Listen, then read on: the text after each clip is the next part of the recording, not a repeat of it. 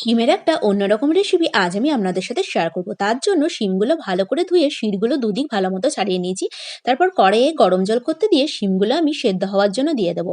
শিমগুলো যাতে ভালো মতো সেদ্ধ হয়ে যায় তার জন্য অল্প পরিমাণে জল দেবো, যাতে জলটা পুরোপুরি চুষে নেয়। আর শিমটা ভালো মতো সেদ্ধ হয়ে যাওয়ার জন্য অল্প পরিমাণে নুনও দিয়ে দেবো। শিমটা ভালো মতো সেদ্ধ হয়ে গেছে, এরপর শিমটা আমি ভালো মতো হাতে করে মেখে নেবো। তারপর কড়াই সর্ষের তেল দিয়ে কালো জিরে আর থেতো করা রসুন দিয়ে দেবো একটু ভাজা ভাজা হওয়ার জন্য।